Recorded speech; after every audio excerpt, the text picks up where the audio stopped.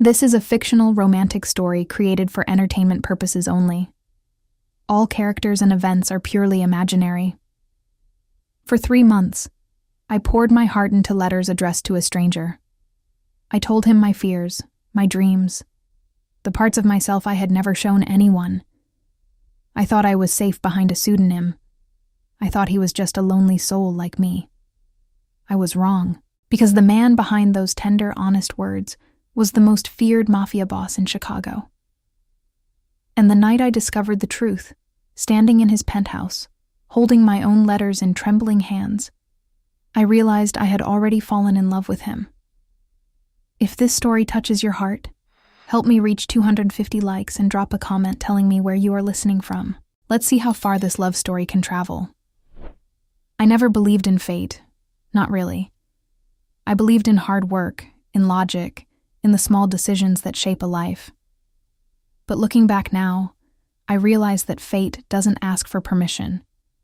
It simply arrives, dressed in ink and paper, hidden inside an envelope I never expected to open.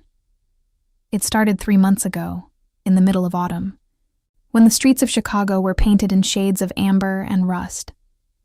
I was 24, working as an assistant editor at a small publishing house downtown. The job wasn't glamorous, but it was mine. I had fought for every inch of my independence, clawing my way out of a small town in Ohio where dreams went to die quietly. My apartment was tiny, a studio on the 5th floor of an old brick building in Lincoln Park. The radiator clanked at night, and the windows let in too much cold air. But when the morning sun streamed through, casting golden light across my books and my worn leather chair, I felt like I had everything I needed. That's when the letter arrived. It was part of a project organized by my friend Emma, who worked at a nonprofit focused on mental health awareness. The idea was simple: anonymous letters exchanged between strangers, a way to connect without the pressure of identity. No names, no photos, just words. I almost didn't sign up. But Emma had a way of convincing me, and honestly, I was lonely. Not the dramatic kind of loneliness that shows up in movies, the quiet kind, the kind that sits beside you at dinner and follows you to bed. The first letter came in a cream-colored envelope, the handwriting sharp and elegant. The pseudonym at the bottom read simply, V. "Dear stranger," he wrote, "I don't know what I'm doing here. I suppose that makes 2 of us. But if you're reading this, maybe you're searching for something too. Or maybe you're just curious. Either way, I'm listening." I read those words a dozen times. There was something about them, a rawness beneath the formality, that made my chest tighten. I wrote back that same night, sitting cross-legged on my bed, a cup of chamomile tea growing cold beside me. I told him about my job, about my dreams of becoming a writer, about the way I sometimes felt invisible in a city of millions. I told him I was afraid of failing, of being ordinary, of never being enough. I signed my letter with the pseudonym I had chosen, Sparrow. The weeks that followed were unlike anything I had ever experienced. V wrote to me every few days, and I responded with equal fervor. His letters were thoughtful, precise, sometimes laced with a dry humor that made me laugh out loud in my empty apartment. He never revealed much about himself. I knew he worked in business, that he was older than me, that he lived alone. He mentioned late nights, difficult decisions, a world that demanded more than he wanted to give. But beneath the vague details, I sensed depth, pain, a loneliness that mirrored my own. "You write like someone who has never been truly seen," he told me in one letter. "But I see you, Sparrow. Even through paper and ink, I see you." Those words undid me. I started waiting for his letters like a lovesick teenager. I would check my mailbox twice a day, my heart racing every time I spotted that familiar cream-colored envelope. I read his words in the bathtub, in bed, on the train to work. I memorized his sentences, tracing the curves of his handwriting with my fingertips. Was I falling for a stranger? It seemed impossible, ridiculous. And yet, something was happening inside me, something warm and terrifying. December arrived with a bitter cold that turned the city into a frozen wonderland. The lake was gray and restless, and the skyscrapers glittered with holiday lights. I walked through Millennium Park one evening, the bean reflecting 1,000 tiny versions of myself, and I wondered what V was doing. Was he looking at the same sky? Did he think of me the way I thought of him? That night, I wrote him my most honest letter yet. I'm scared, I admitted. Scared of how much these letters mean to me. Scared of wanting something I can't see or touch. But also scared of stopping. Because in your words, I've found a version of myself I didn't know existed. Someone brave. Someone worth knowing. And I don't want to lose her. His response came 3 days later. Don't be afraid, Sparrow. Whatever this is, it's real. You're real to me. More real than anything has been in a very long time. And if fate is kind, maybe one day our worlds will collide. Maybe one day you'll see my face, and I'll see yours. But until then, know this. You have already changed me. You have already mattered. I cried when I read those words. I sat on my kitchen floor, the winter wind howling outside, and I let the tears fall freely. I didn't know who he was. I didn't know his name, his face, his story, but I knew his heart. And somehow that felt like enough. I couldn't have known then what was coming. I couldn't have known that the man behind those letters was someone the entire city feared. Someone whose name was whispered in shadows, whose power stretched into places I couldn't imagine. I couldn't have known that V was Daniel Vercelli, and that in just a few weeks my entire world would shatter. January came with a snowstorm that buried the city in white silence. The streets were quiet, the usual chaos of downtown muted by layers of fresh powder. I loved Chicago in the snow. It felt softer somehow, like the city was holding its breath, waiting for something to begin. I had no idea that something was already in motion. My boss, Margaret, called me into her office on a Tuesday morning. She was a sharp woman in her 50s, with silver hair and reading glasses perpetually perched on her nose. She handed me a folder and smiled. "We're hosting a charity gala this weekend," she said. "One of our biggest donors is attending. I need you there to represent the editorial team." I nodded, trying to suppress my nerves. Galas were not my territory. I was more comfortable with manuscripts and coffee stains than champagne and chandeliers. But I couldn't say no. This was an opportunity. The gala was held at the Peninsula Hotel, a stunning building that oozed elegance from every corner. I arrived in a burgundy velvet dress I had borrowed from Emma, my dark hair pinned up in loose waves. The ballroom was breathtaking, dripping with crystal chandeliers and golden light. A string quartet played softly in the corner, and guests mingled with glasses of champagne, their laughter filling the air like music. I felt out of place, like a sparrow among swans. I wandered through the crowd, making polite conversation, trying to remember names and faces, and then I saw him.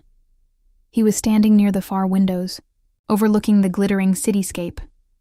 Tall. Impossibly tall. His shoulders were broad, his posture commanding, every inch of him radiating power.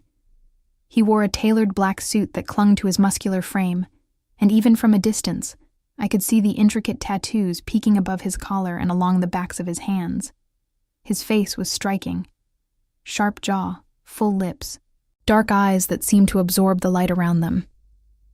He looked dangerous. Beautiful. Like a storm wrapped in silk. My breath caught in my throat. He turned as if sensing my gaze, and our eyes met. For a moment, the entire room disappeared. There was only him, only me, only the electric current that crackled between us. He smiled. Just slightly. Just enough to make my knees weak. Margaret appeared beside me, her voice cutting through my daze. "That's Daniel Vercelli," she whispered. "One of the most powerful men in Chicago. He owns half the real estate downtown and has connections everywhere. Be polite, but careful. He has a reputation." I didn't ask what kind of reputation. I didn't need to. The way people parted for him, the way they lowered their voices when he passed, told me everything. But fate, as I said, doesn't ask for permission. Daniel Vercelli walked toward me. Slowly. Deliberately. As if he had all the time in the world and I was the only thing worth reaching. "You look lost," he said, his voice deep and smooth, like velvet dipped in whiskey. "Maybe I am," I replied, surprising myself with my boldness. "But I'm good at finding my way."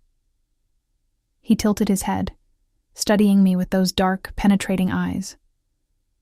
"I believe that," he murmured. "You have the look of someone who doesn't give up easily." We talked for hours. He asked about my work, my dreams, my favorite books. He listened with an intensity that made me feel like the most important person in the room. And despite the warnings echoing in my mind, I was drawn to him, magnetized.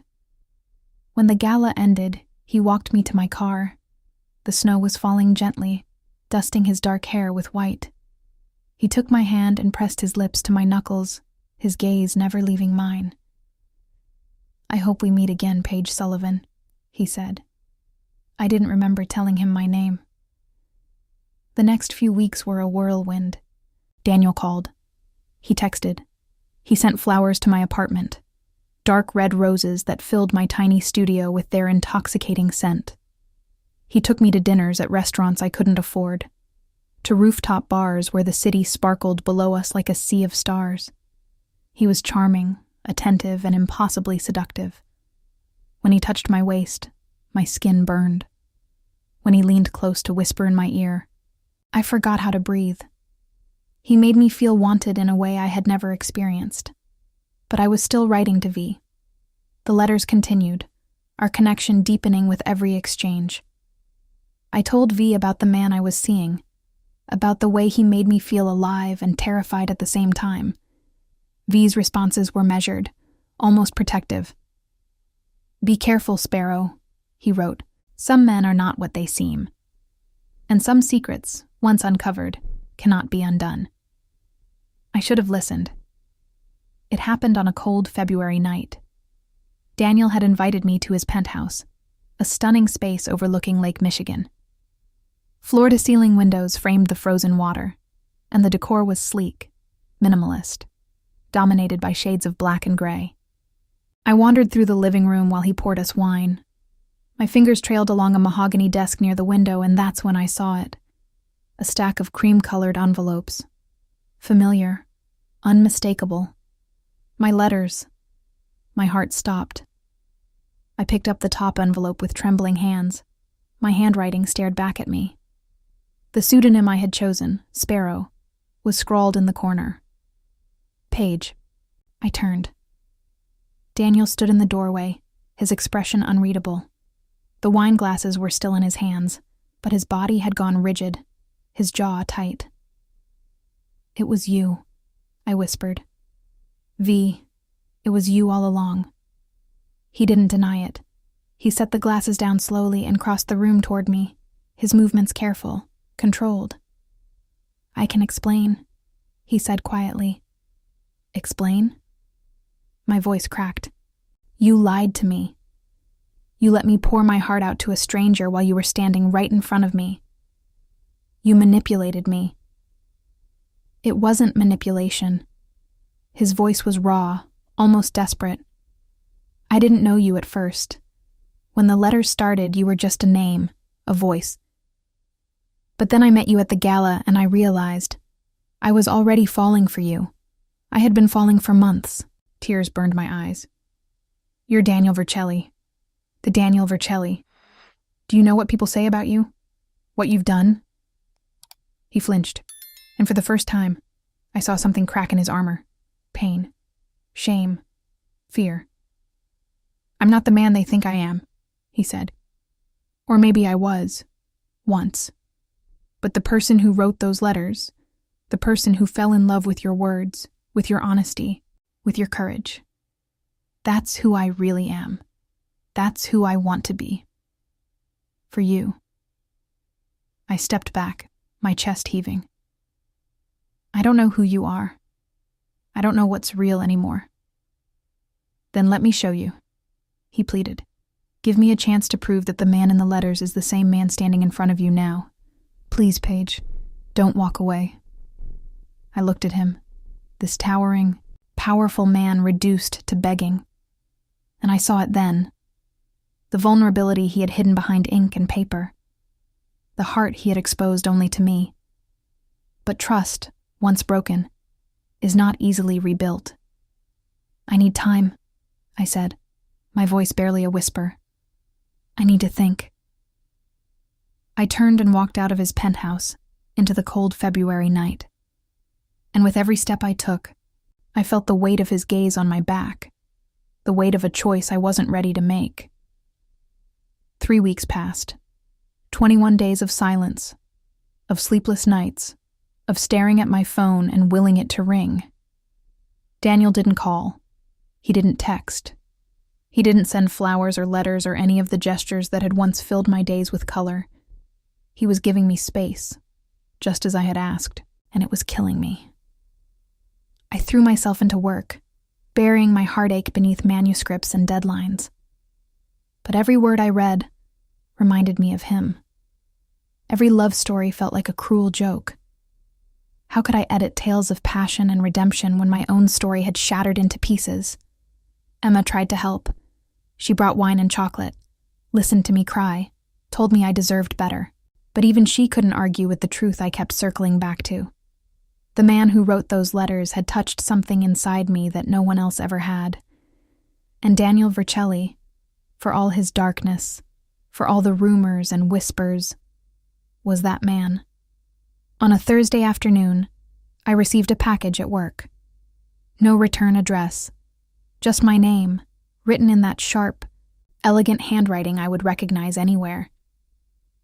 Inside was a single cream-colored envelope and a small velvet box. The letter was short, only a few lines. I know I don't deserve your forgiveness. I know I broke something precious between us. But I need you to understand something, Sparrow. Before you, I was a hollow man. A machine running on power and fear. You gave me back my humanity. You made me believe I could be more than the monster they made me. If this is goodbye, then let it be.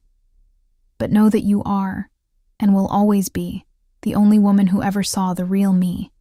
The only woman I have ever loved. Yours, V. My hands trembled as I opened the velvet box.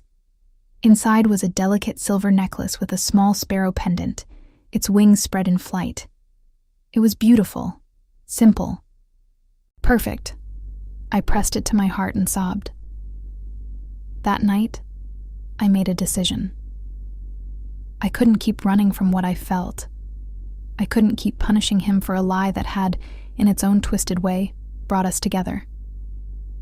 He had deceived me, yes. But he had also given me the truest parts of himself. And wasn't that worth fighting for?